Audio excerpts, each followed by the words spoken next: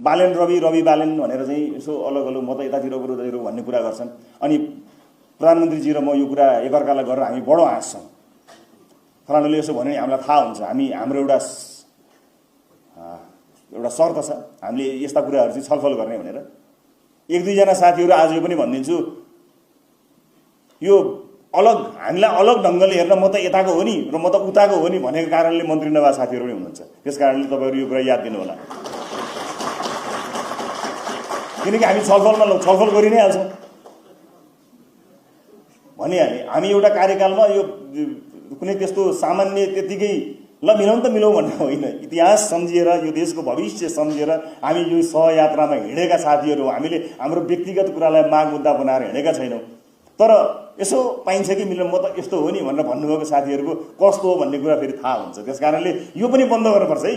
यसको कुनै गुन्जाइस नै छैन, यो सम्भावनै छैन। तपाईँ सम्झिनुहोस् त, 70 वर्ष अगाडि यो देशमा मिल्नुपर्ने मान्छेहरू झगडा परेको कारणले संसारले कहाँ प्रगति गरेको थियो। 70 वर्ष अगाडिको इतिहासमा यो देशमा राजनीतिक रूपमा मिल्नुपर्ने मान्छेहरू झगडा गरेको कारणले हामी 70 वर्ष पछाडि परेका छौँ। सम्भव छैन। यसलाई फुटाउनलाई कहिलेकाहीँ कसैलाई रहर लागेर, मिडियाका साथीहरूलाई रहर लाग्छ नि, अनेक हेडलाइन दियो भने यिनीहरू फुट्छ नि।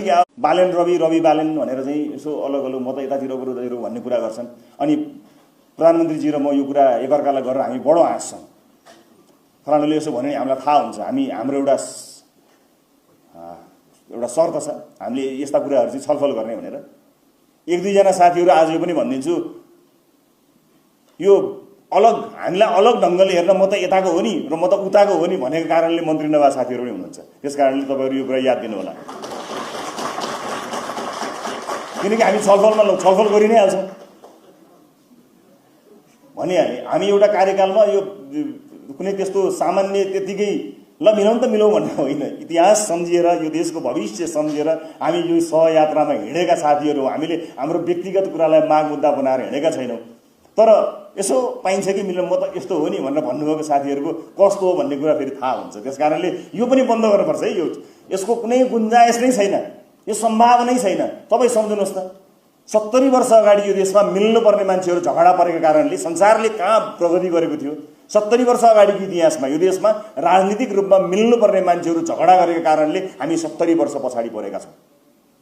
सम्भव छैन। यसलाई फुटाउनलाई कहिलेकाहीँ कसैलाई रहर लागेर, मिडियाका साथीहरूलाई रहर लाग्छ नि, अनेक हेडलाइन दियो भने यिनीहरू फुट्छ नि।